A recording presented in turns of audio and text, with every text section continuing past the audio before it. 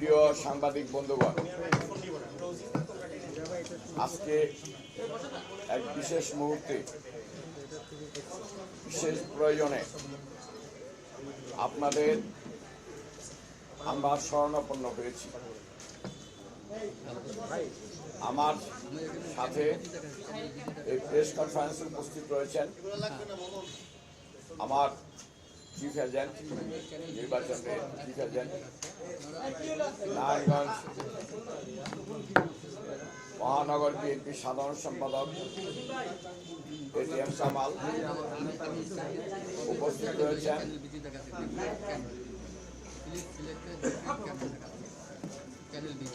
মহানগর শ্রমিক দলের সভাপতি এস এম আকরাম আসলাম,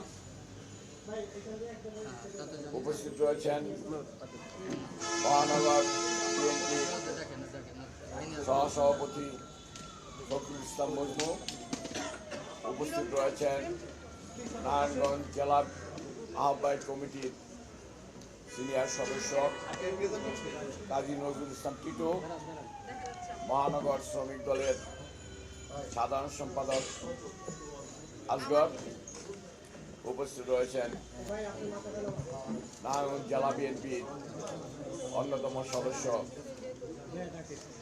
অ্যাডভোকেট হালাল সহ অন্যান্য নেতৃবৃন্দ। প্রিয় সাংবাদিক বন্ধুগণ, আসসালামু আলাইকুম। একটা কিছু অআকাঙ্ক্ষিত ঘটনার পরিপ্রেক্ষিতে আপনাদের অবগতির জন্য আজকে আমার শারীরিক অবস্থা এবং কণ্ঠস্বর স্বরে আপনি বুঝতে পারছেন যে আমার শারীরিক অবস্থা আপনারা বুঝতে পারছেন। আপনারা জানেন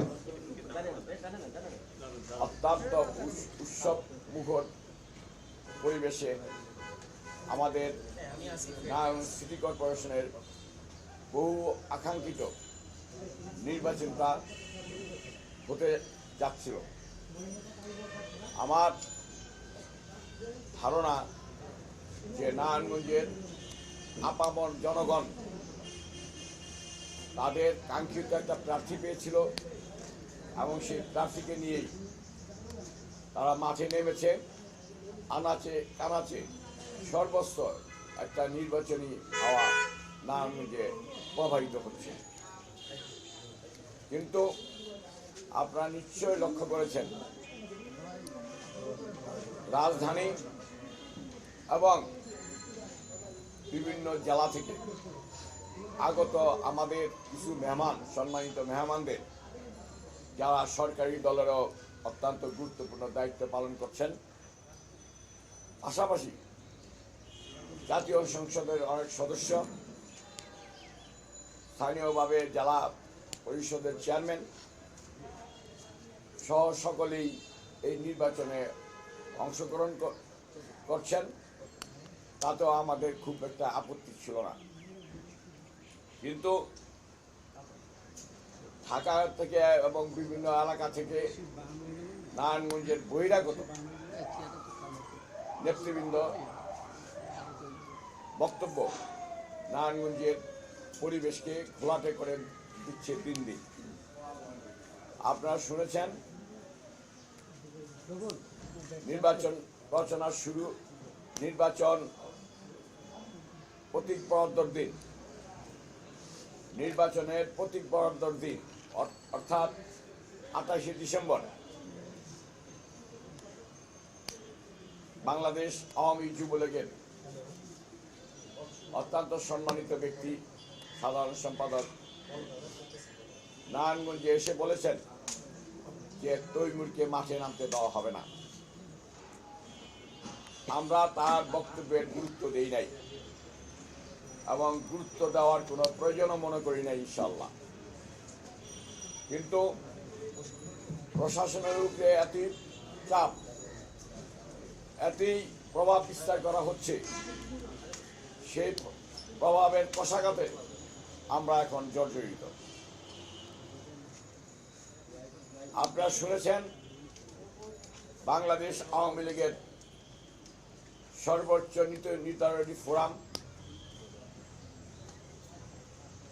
এর সম্মানিত সদস্য জাহাঙ্গীর কবির নানক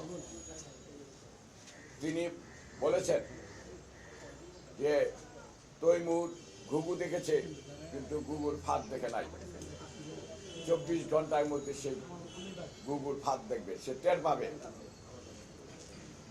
এবং আমি এখন কিছু কিছু টের পাচ্ছি, আমি ভালোভাবেই টের পাচ্ছি। বন্ধুগণ, এই কথা বলার পরেই আমার নির্বাচন পরিচালনা সিদ্ধিরগঞ্জের দায়িত্বপ্রাপ্ত নেতা, যিনি নারায়ণগঞ্জ জেলা বিএনপিরও ভারপ্রাপ্ত আহ্বায়ক এবং সিদ্ধিরগঞ্জ থানা নির্বাচন পরিচালনার সমন্বয়ক মনিরুল ইসলাম রবিকে গ্রেপ্তার করা হয়েছে। তাকে গ্রেপ্তার করে সিদ্ধিরগঞ্জ থানার 33-3-21, 34-3-21 এই দুইটা মোকদ্দমায় জড়িত গ্রেফতার করা হয়েছে। মামলার নাম্বারটা দেখে আপনারা বুঝতে পারছেন যে এই মামলাটা গত বছর মার্চ মাসে রুজু করা হয়েছে। গত বছর মার্চ মাসে রুজু করার পর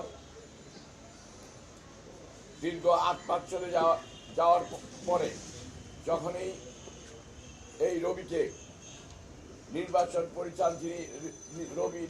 পরিচালনার জন্য অফিস ভাড়া করে আমার ক্যাম্প পরিচালনা করছিলেন, তখনই তাকে গ্রেপ্তার করা হয়। সাথে সাথে ওই তার অফিসের যে পুলিং এজেন্টের কাগজ, অন্যান্য গুরুত্বপূর্ণ কাগজও সেখান থেকে উধাও হয়ে যায়। এবং আমি আপনাদের বলতে চাই, আপনারা যদি মিডিয়ার কাগজ দেখেন তবে দেখবেন নির্বাচন নমিনেশন পেপার ক্রয় করার দিন, নমিনেশন জমা দেওয়ার দিন, বাছাই করার দিন এবং মার্কা পাওয়ার দিন, এই 4টা দিনেই রবি আমার সাথে ছিল। টিভিতে এবং পত্রপত্রিকা তার ছবি ছাপা হয়েছে। এই কদিন তাকে গ্রেপ্তার করে নাই, কিন্তু যখনই সে একটা নির্বাচনী দায়িত্ব পালন করতেছিল তখনই তাকে গ্রেপ্তার করা হয়। আশরাফ খান নামে একটা লোক, আমি আপনাদের অবগতির জন্য জানাচ্ছি যে 1999 সনের 18ই আগস্ট আমি বিএনপির একটা মিছিলে সরকারি দল কর্তৃক গুলিবিদ্ধ হই। ওই অবস্থায় আমাকে বাঁচানোর জন্য যুব দলের যে কর্মীটি এগিয়ে আসে তার নাম ইব্রাহিম তার 2টা শিশু বাচ্চা রেখে তখন মৃত্যুবরণ করে। আমি তাদের লালন পালনের দায়িত্ব গ্রহণ করি। তার মেয়ের নাম হলো রেশমিকে বিয়ে দেয় এবং আমার ছোট ভাই তার বিয়ের উকিল হয়। আমাদের এই মেয়েটা বাবা বলে ডাকে। এই বিয়ে দেওয়া হয় আশরাফ খানের কাছে। আশরাফ নিজেও একটা অসুস্থ হয়ে পড়ে। সে আমার পোস্টার লাগানোর সময় এই আশরাফ খান গ্রেপ্তার হয়। তাকে গ্রেপ্তার করে একটা পেন্ডিং মামলা দেওয়া হয়। মামলার নম্বর হলো 1/4/2021। এতে বোঝা যায় এই মামলাটা এপ্রিল মাসের একটা মামলা। সেই মামলায় তাকে গ্রেপ্তার দেখানো হয়েছে। যেহেতু সে আমার নিজের কন্যার মতোই, আমার নিজের মেয়ের জামাতার মতোই সে আমার পাশে ছিল। শামীম করে আমাদের যুব দলের এক কর্মী, তাকে গ্রেপ্তার করেছে 8/11/21 মামলায়। আব্দুর রহিম খানপুরের সে লিফলেট বিতরণ করার সময় তাকে গ্রেপ্তার করা হয়।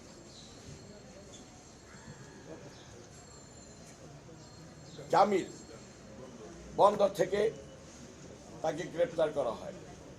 আরও ফিরিস্তি আপনাদের আমি দিতে পারি, কিন্তু আমার গলার অবস্থা ভালো না বলেই কথাটা আরও কিছু কথা বলতে হবে বলে আমি সংক্ষেপ কথাগুলি বলছি।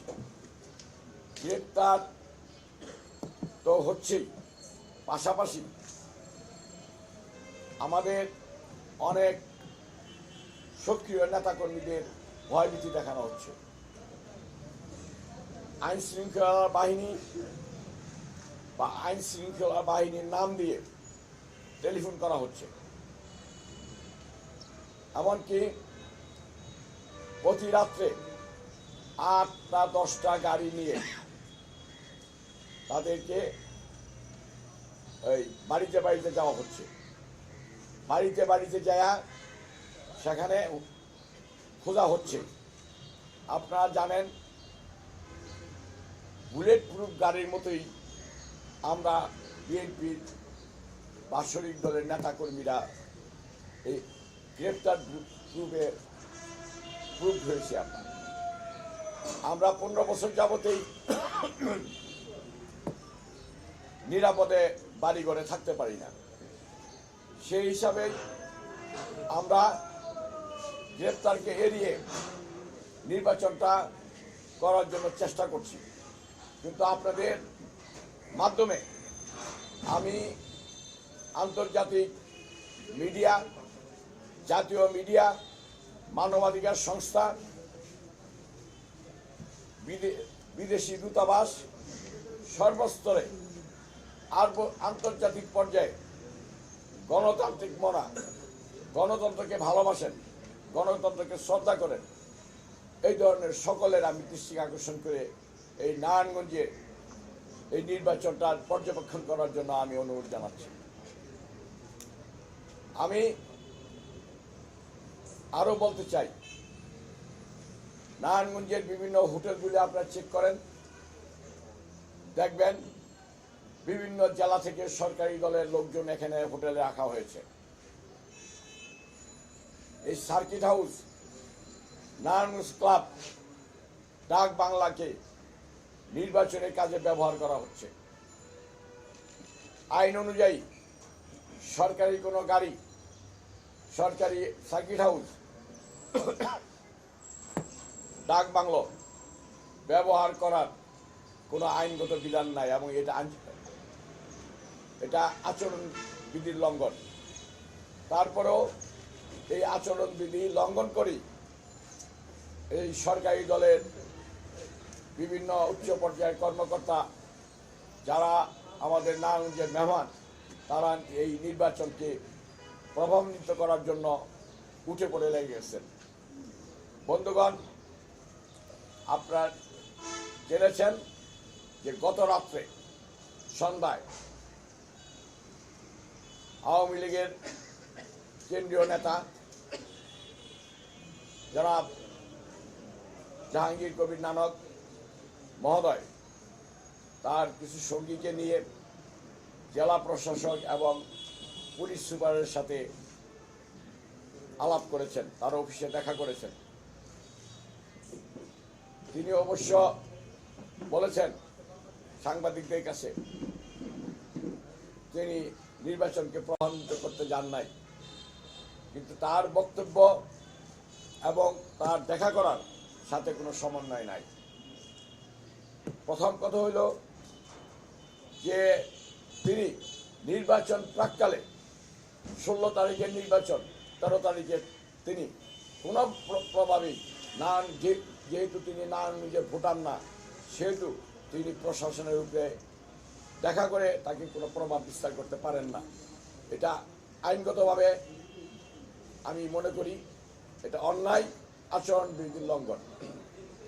তিনি শুধু প্রভাবান্বিত করেন নাই, তিনি জনমনে একটা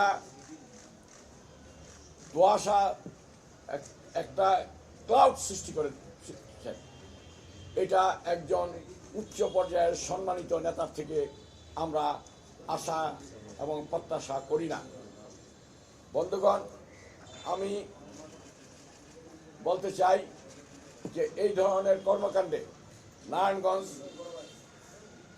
জনগণ শঙ্কিত হয়ে পড়ছে।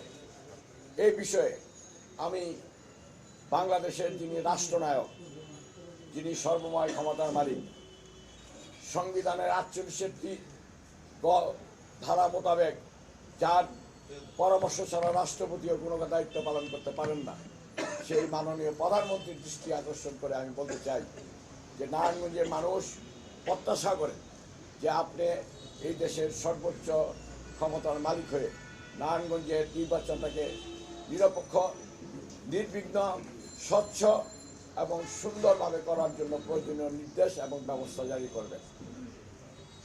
বন্ধুগণ, আজকে যদি নারায়ণগঞ্জের মানুষের ব্যালটের মাধ্যমে আশা আকাঙ্ক্ষার প্রতিফলন ঘটে, তবে আমি মনে করব যে মাননীয় প্রধানমন্ত্রীর ভাবমূর্তি উজ্জ্বল হবে। আমি আশা করি তিনি সেই ব্যবস্থাটা করবেন। বন্ধুগণ, নির্বাচন কমিশনকে আমরা অত্যন্ত আস্থার সাথে অনেকগুলি অভিযোগ করেছিলাম, কিন্তু সেই অভিযোগের কোনো প্রতিকার তো হয়ই নাই, বরং সেই অভিযোগের যে ঘটনার সেই পুনরাবৃত্তি সহ ব্যাপক আকারে বৃদ্ধি পেয়েছে।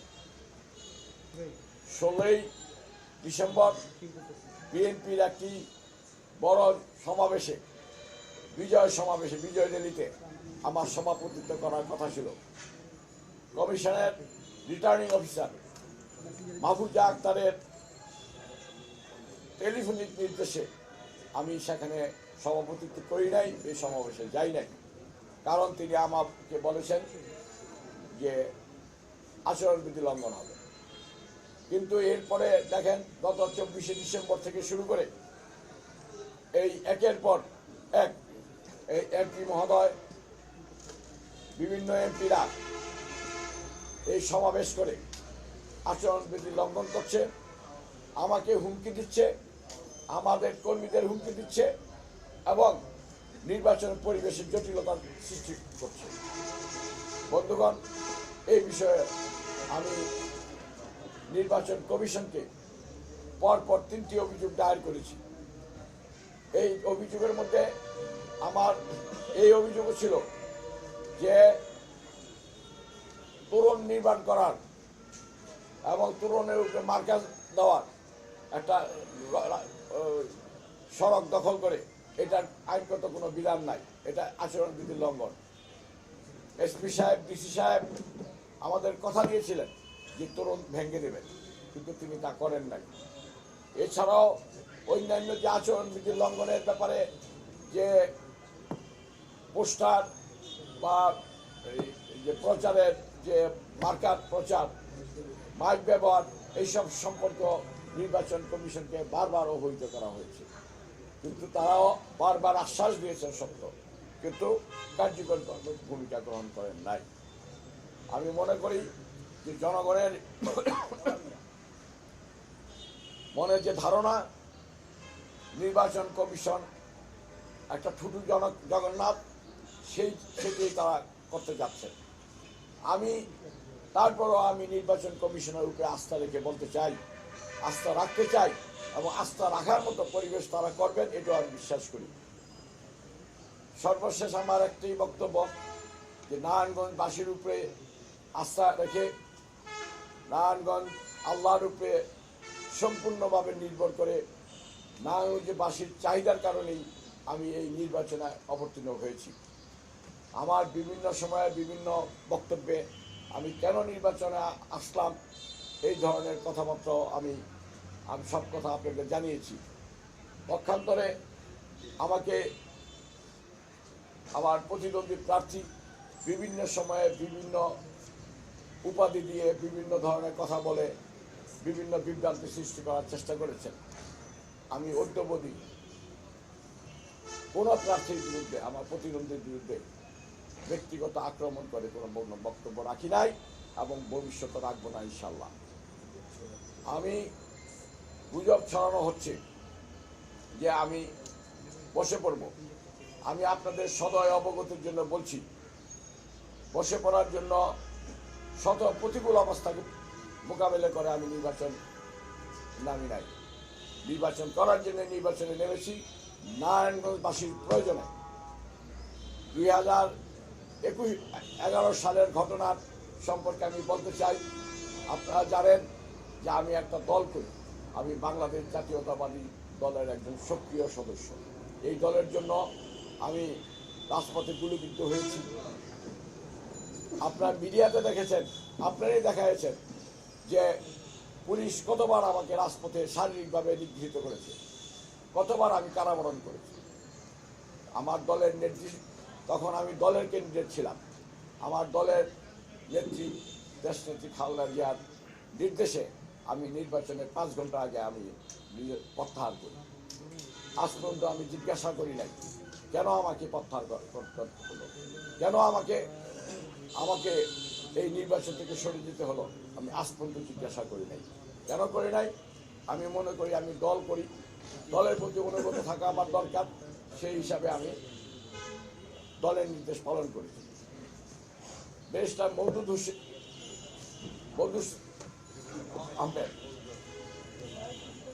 মওদুদ আহমেদ নারায়ণগঞ্জ বাস টার্মিনালে একটা সভায়, এই মহানগর শ্রমিক দলের একটা সভায় তিনি বলেছেন যে একজন প্রার্থীকে বিজয় করার জন্য আরেকজনকে পরাজিত করার জন্য আমরা তৈমুরকে বসিয়ে দিয়েছি। সেটাও আমি মাথা পেতে নিয়েছি। কিন্তু নারায়ণগঞ্জের জনগণের প্রয়োজনে 2016 সালে আমাকে নমিনেট করেছিল। আমি 2016 সালে নির্বাচনটা করি নাই। 2021-এ কেন আমি আসলাম সেটাও আমি ব্যাখ্যা আপনাদের দিয়েছি যে নারায়ণগঞ্জে যে পৌরবাসী যে দুর্ভোগের শিকার, সেই দুর্ভোগ থেকে রক্ষা করার জন্যে আজকে আমাকে নির্বাচনে অবতীর্ণ হতে হয়েছে। আমি যেসব জনগোষ্ঠীর সাথে, যেসব পেশাজীবীদের সাথে, খেটে খাওয়া মানুষের সাথে বিভিন্ন শ্রমিক সংগঠন করেছি, সেই সব মানুষগুলি আজকে নারায়ণগঞ্জে অবহেলিত। এটা সামনে ওই মেয়েটা আসছে, এটা শোনা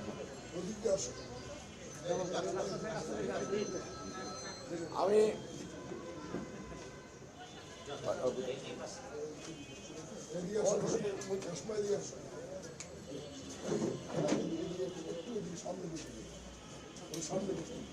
যাদের সাথে সংগঠন করেছি সেই লোকগুলি অবহেলিত। আজকে বক্তব্য দীর্ঘায়িত না করে বলতে চাই যে কোনো খেটে খাওয়া মানুষ তাদেরকে উচ্ছেদ করা যাবে না পুনর্বাসন ছাড়া। মানুষের ছাদ কেড়ে নেওয়া যাবে না, আশ্রয়স্থল কেড়ে নেওয়া যাবে না তাকে পুনর্বাসন ছাড়া। আগে তাকে পুনর্বাসন করতে হবে, তারপরে তার বাসস্থান কেড়ে নিতে হবে। এইটা মানুষের মৌলিক চাহিদা। এই মৌলিক চাহিদার উপরে কোনো আইন নাই পৃথিবীতে। মানুষের মানবিক চাহিদা, মৌলিক চাহিদার উপরে কোনো আইন নাই। ওই আইন দেখায়া মানুষকে উচ্ছেদ করা, তাকে চলতে না দেওয়া, এটা হইতে পারে না। নারায়ণগঞ্জে জনগণ স্বাচ্ছন্দ্যে চলতে পারবে, হকারও পুনর্বাসিত হবে, যানবাহনও চলবে, যানজট থাকবে না। এইসব পরিস্থিতির কারণে আজকে আমাদের এখানে উপস্থিত হয়েছে। বন্ধুগণ, আমি নারায়ণগঞ্জবাসীকে অনুরোধ করব যে আপনারা যে কোনো পরিস্থিতি মোকাবেলা করে আপনারা ভোট কেন্দ্রে যাবেন, সাথে স্মার্ট কার্ড নিয়ে যাবেন এবং ভোট আপনারা দিবেন। আপনারা যে রায় দিবেন সেই রায় আমি মাথা পেতে নেব। আর একটা বিশেষ আবেদন আমাদের নেতাকর্মীদের কাছে যে আপনারা যারা কষ্ট করতেছেন, গ্রেপ্তার এড়িয়ে যে কোনোভাবে নির্বাচন দিন পর্যন্ত মাঠে থাকেন, ইনশাল্লাহ আল্লাহ পাক মজলুমের পাশে থাকেন এবং এই মজলুমের দোয়া আল্লাহ কবুল করে এবং আমাদের জয় সুনিশ্চিত। আমি আবারও শেষ পর্যায়ে মাননীয় প্রধানমন্ত্রীর কাছে আবার আবেদন করতে চাই যে আপনি এই গ্রেপ্তারটা গণগ্রেপ্তারটা বন্ধ করুন বিএনপি নেতাকর্মী এবং আমাদের নেতাকর্মীদের। দ্বিতীয় কথা হলো যাদেরকে গ্রেপ্তার করা হয়েছে তাদেরকে আপনি দয়া করে নির্বাচনের পূর্বেই মুক্তি দিন। তৃতীয় কথাটা হলো যে নারায়ণগঞ্জের যে অযাচিত যেই গ্রেপ্তার চলছে, যেভাবে আমাদের মেহমানরা বড় বড় নেতারা আমাদের নারায়ণগঞ্জে এসে নির্বাচনের পরিবেশকে প্রভাবিত করছেন, প্রশাসনের উপর চাপ দিচ্ছে, হোটেল এবং সার্কিট হাউস, ডাক বাংলা নারায়ণগঞ্জ ক্লাবে অবস্থান করে বিভিন্ন জটিলতার সৃষ্টি করছেন, এগুলি বন্ধ করুন। আর নির্বাচনের দিন যাতে বহিরাগতরা প্রবেশ করতে না পারে, বিভিন্ন জেলা থেকে যে লোকজন আনা হচ্ছে বিশৃঙ্খলা সৃষ্টি করার জন্য, তারা যেন নারায়ণগঞ্জ শহর চলে যায়, এইভাবে আপনি একটা নির্দেশনা জারি করুন। সর্বোপরি নারায়ণগঞ্জের মানুষকে, নারায়ণগঞ্জের ভোটারদের উৎসব মুখর পরিবেশে তাদের মতামত ব্যক্ত করার একটা সুযোগ দিন। আপনারা যারা আজকে উপস্থিত হয়েছেন তাদেরকে নারায়ণগঞ্জের জনগণের অবস্থা উপলব্ধি করার জন্য আমি অনুরোধ জানাচ্ছি। আপনারা দেখবেন যে বাংলাদেশে 12টা সিটি কর্পোরেশন থাকার পরও নারায়ণগঞ্জের সিটি কর্পোরেশনের হোল্ডিং ট্যাক্স সবচেয়ে বেশি, 22%, এবং ট্রেড লাইসেন্সের ফিস বাংলাদেশের যে কোনো সিটি কর্পোরেশনে নারায়ণগঞ্জের ফিস বেশি। গভীর নলকূপ বসানোর আগে 1.5 লক্ষ টাকা সিটি কর্পোরেশনকে জমা দিতে হয় তাদের ফিস। জন্ম নিবন্ধনের জটিলতা, বিভিন্ন বিষয়ে বিভিন্ন যে জটিলতা, এই জটিলতা বন্ধের দাবিতে আজকে নারায়ণগঞ্জবাসীর পাশে আমি দাঁড়িয়েছি, নারায়ণগঞ্জবাসীও আমার পাশে দাঁড়িয়েছে। আল্লাহ নিশ্চয়ই এই দাঁড়ানোকে কবুল করবেন। আপনাদের সকলকে আন্তরিকভাবে ধন্যবাদ। আসসালামু আলাইকুম।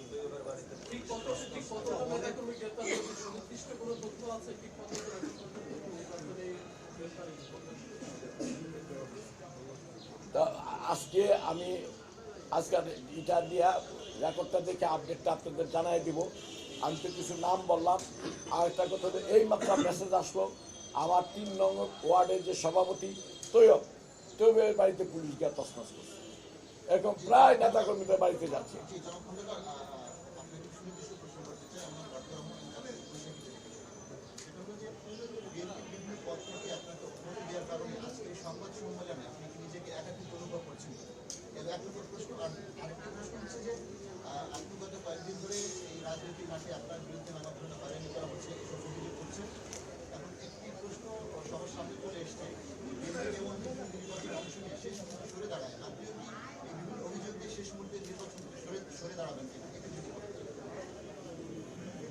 যে কোনো পরিস্থিতিতে মোকাবেলা করে আমি নির্বাচন করব ইনশাল্লাহ। আমি সরে যাওয়ার লোক না। আমার দল সরে গিয়েছিল, আমি সরে যাইনি। দল আমাকে মুক্তি দিয়েছে এই যাতে আমি নির্বাচনটা করতে পারি। আমার পাশে যারা দেখছেন তারা বিএনপির দায়িত্বপ্রাপ্ত লোক। এটিএম আমার চিফ এজেন্ট, তার বাড়িতে আমার নির্বাচনী ক্যাম্প, এবং সে মহানগর বিএনপি সাধারণ সম্পাদক। আপনি বলতেছেন পুরো জগন্নাথ প্রশাসনের ইলেকশন হচ্ছে, তারপরে আপনি ইলেকশন কমিশনের উপর আস্থা রাখছেন, এই বিষয়টা ব্যাখ্যা করবেন? আস্থাটা রাখতে চাই, তাদের শুভ বুদ্ধি উদয় হোক এটা চাই, তাদের সচেতন করার জন্য আজকে এই সংবাদ সম্মেলন। হ্যাঁ, কেন হারতে যাবো? নারায়ণগঞ্জবাসীর জনতার ক্যান্ডিডেট কোনোদিনই হারবে না, বরঞ্চ সরকারি ক্যান্ডিডেট সবসময় হারে। এই নারায়ণগঞ্জ স্বাধীনতার পর থেকে সরকার যাদের নমিনেটেড করছে তারা হারছে। বর্তমান যার সাথে নির্বাচন করছি 2011-তে সে ছিল বিদ্রোহী ক্যান্ডিডেট, স্বামী ওসমান ছিল তখন সরকারি ক্যান্ডিডেট। সেই সরকারি ক্যান্ডিডেটকে ফেল করানোর জন্য মওদুদ সাহেবের বক্তব্য অনুযায়ী আমাকে বসায় দেওয়া।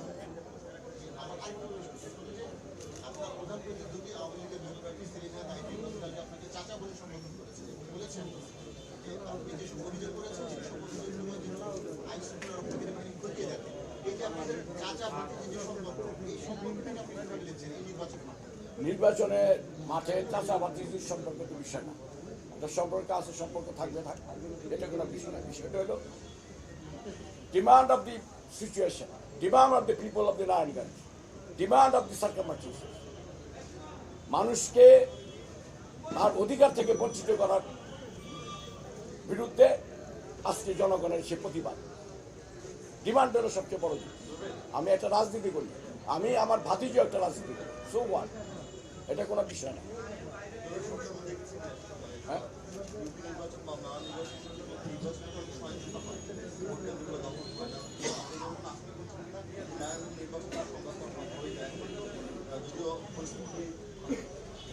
দিন শেষে আমরা সকলেই নারায়ণগঞ্জবাসী।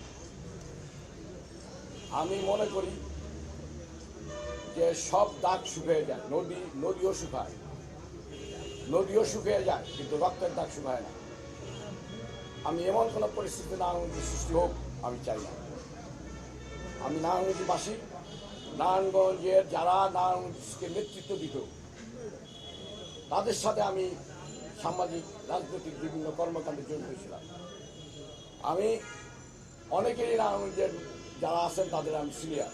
আমার দায়িত্ববোধ থেকে আমি বলছি যে নারায়ণগঞ্জে কোনো বিশৃঙ্খল পরিস্থিতি সৃষ্টি হোক আমি সেটা চাই না। আপনি বলছেন যে আপনার অনেক নেতাকর্মীকে গ্রেপ্তার করা হয়েছে, আপনার 16 তারিখে আপনি সব কেন্দ্রে আপনার এজেন্ট দিতে পারছেন কিনা এটি একটি বিষয় জানতে চাই। আর আপনি বারবার অভিযোগ করছেন যে পুলিশ আপনার নেতাকর্মীদেরকে গ্রেপ্তার করছে, কিন্তু পুলিশ বলছে যে আপনি তাদের কাছে কোনো অভিযোগ দেননি, কোনো লিখিত অভিযোগ দেননি, এই বিষয়টা একটু জানতে চাই। পুলিশের কাছে লিখিত অভিযোগ দেওয়ার কোনো বিধান নাই, পুলিশের জানা উচিত। They should know it. What is my duty and what is their duty. আমি অভিযোগ যা দিচ্ছি আপনাদের মাধ্যমে প্রধানমন্ত্রীর কাছে দিচ্ছি, আর নির্বাচনী ব্যাপারে যা অভিযোগ দেওয়ার নির্বাচন কমিশনের কাছে দিচ্ছি। এসপি সাহেব বলছেন যে তিনি আরো জোরদার করবেন, জোরদার অভিযানকে জোরদার করবেন। জোরদার করলে সরকারি দলে কেউ এ পর্যন্ত গ্রেপ্তার হয় নাই, তবে সরকারি দলের নেতাদেরও চাপ সৃষ্টি করা হচ্ছে যাতে সরকারি দলের পক্ষে নির্বাচনটা করে, নৌকার পক্ষে নির্বাচন করে। এই জন্য ছাত্রলীগের কমিটি ভেঙে দেওয়া হয়েছে, ছাত্রলীগের নেতাদের উপরে চাপ সৃষ্টি করা হচ্ছে। ছাত্রলীগের সাধারণ সম্পাদক, জেলার সাধারণ সম্পাদক এই সরকারি দলের প্রার্থী মামলা মাথায় নিয়ে, মামলার বোঝা মাথায় নিয়ে মৃত্যুবরণ করেছে। এই পরিস্থিতিতে নারায়ণগঞ্জের নির্বাচন,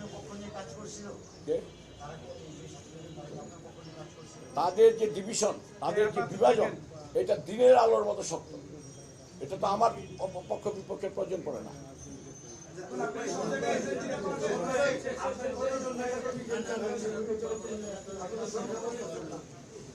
সঠিক সংখ্যা আমি আগেও বলে দিচ্ছি। আবার আজকে সংখ্যাটা 17 জন বলছি আমি। আর একটা মেয়ের কথা বলছিলাম আমি, ওই যে রেশমি, যার বাবা আমার সাথে গুলিবিদ্ধ হয়েছিল, সে এখন উপস্থিত আছে, তার স্বামীকে ধরে নিয়ে গেছে। তার মুখের থেকে একটু শুনেন।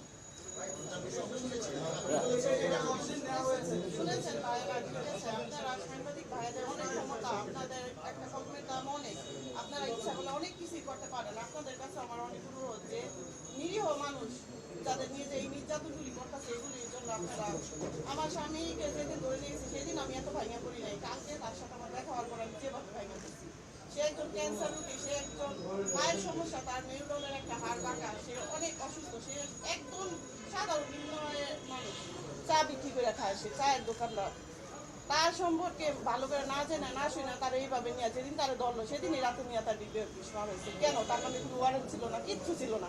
বারে বারে বলছি স্যার কি জন্য নিচ্ছে, মারবে কেন, কি কারণে তার এইভাবে মারা হলো। সে কালকে আমার সাথে কোর্টে দেখা হয়েছে, সে বলতেছে আমার দিব্য কৃষ্ণের রাখতে মারছে। কথা বলতে পারে না, পুরুষ মানুষ কি কান্না করতে পারে? এটা কোন ধরনের আইন? আমি 3 সেট এজেন্ট রেডি রাখছি। আমি এজেন্ট দিব, এজেন্ট যাবে এবং থাকবে। আজকেও আমার বাসায় যদি আপনারা যান দেখবেন 11টার সময় আমি এজেন্টদের নিয়ে মিটিং করব। সবাইকে ধন্যবাদ। আসসালামু আলাইকুম।